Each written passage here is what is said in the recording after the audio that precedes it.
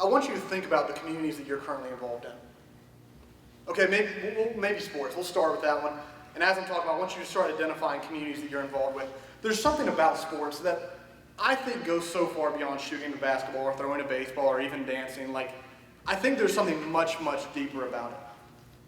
I know some guys who, we'll use the example of basketball, who love playing basketball, right? They'll go to a gym all the time and play basketball. But what I've realized about those guys, like if they go into a setting and play basketball but don't like the people they're playing with, they won't return to that same place. They'll go find another place to play. Like if they go play with guys who are selfish, who are just rag on them all the time for whatever reason, if they're playing with guys that they don't connect with, they're going to go find another place to play.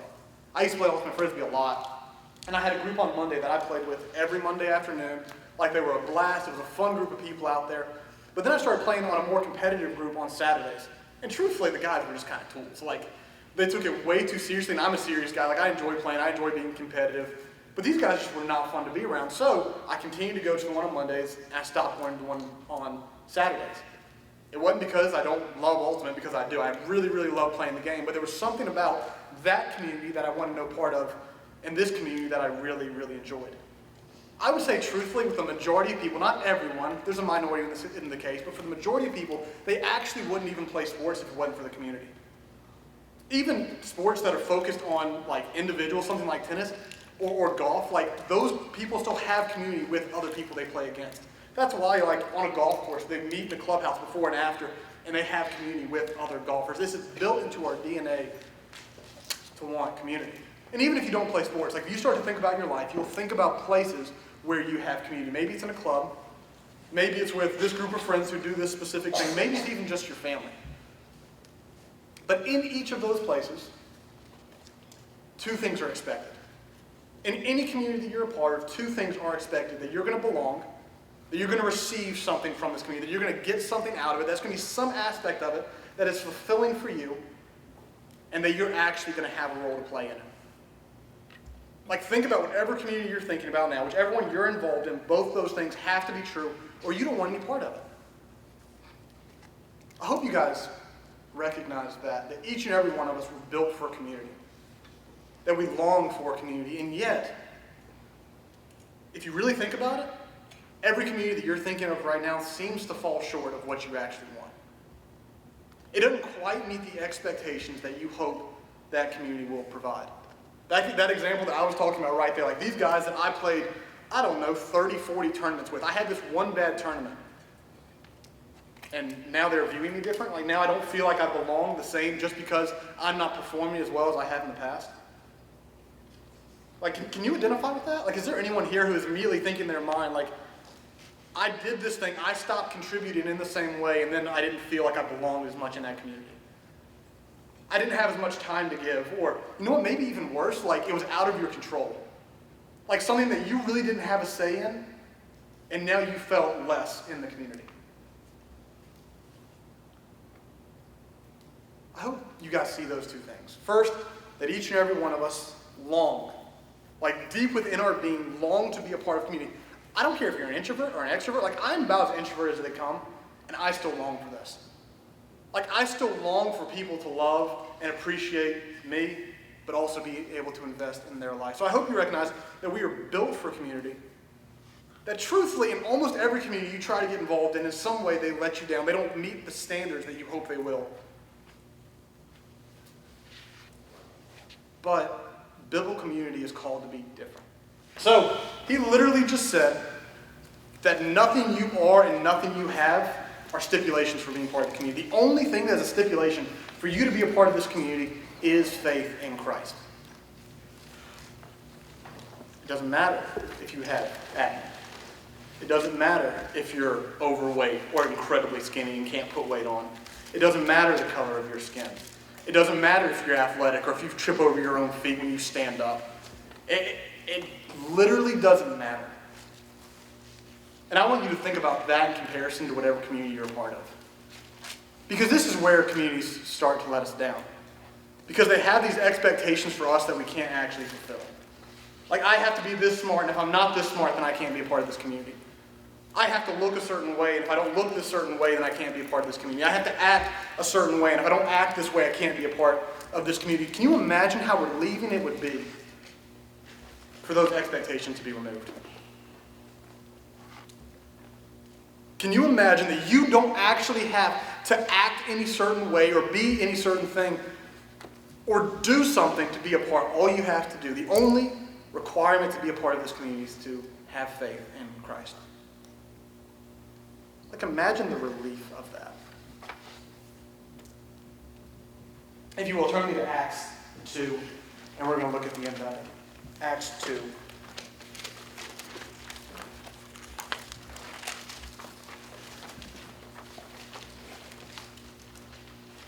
So in order to belong to this community, it requires nothing of you, but I'm going to use a phrase I used with Emily just the other day. She kept asking me, do I have to go to the bonfire? And I kept saying, what, Emily? You get to go to the bonfire. And I want you to think about this. Like, there's no part of us, like, any community you're a part of, you don't just want to be there.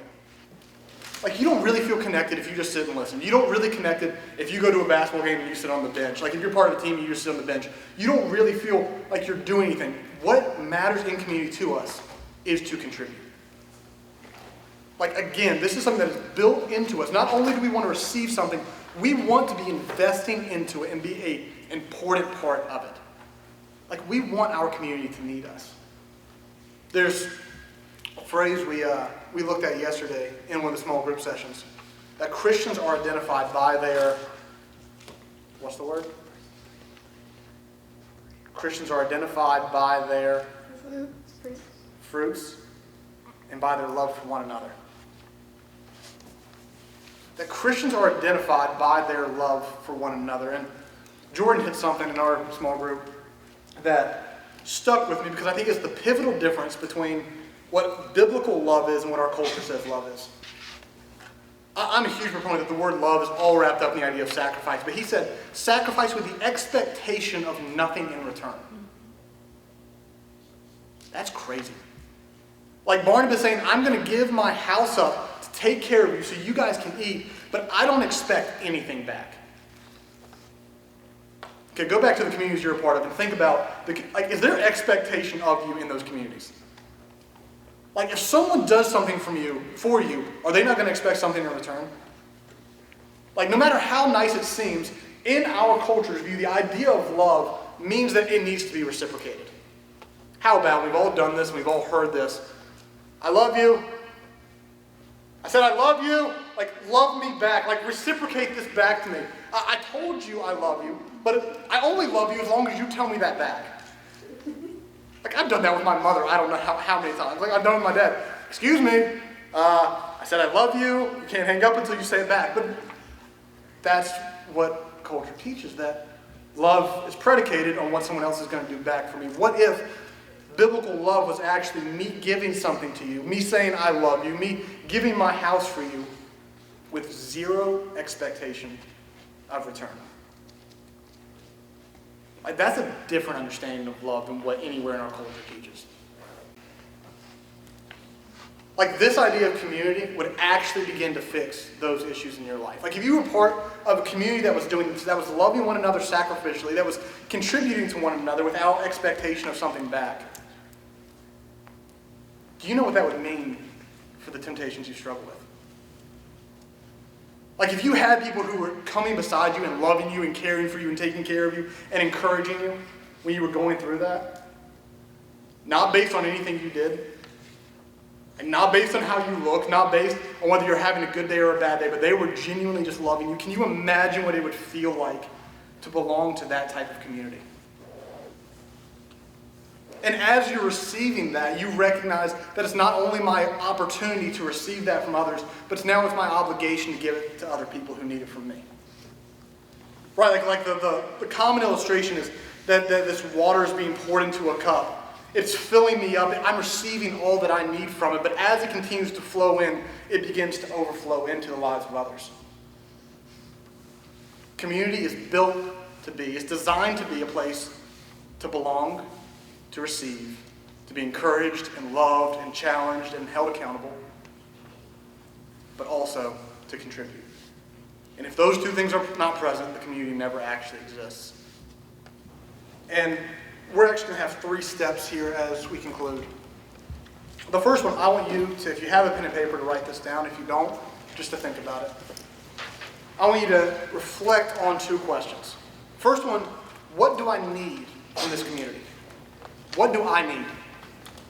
What do I need to receive? Like, this is just for you, like this isn't for anyone else, so be honest with it. Like, what temptations are you struggling with that you need someone to help you with? Like, what are the hurts and the pains that you are currently going through that you need the community for? Like, what do you need to receive within this community? And the second part of it, what do you have to contribute? What are you passionate about? What are you good at? And how can you contribute to the community? So the ladies are going to play one song for us as we reflect on this. What do I need from the community? And what can I contribute to the community? And then after they're done with this song, we'll go into the next phase.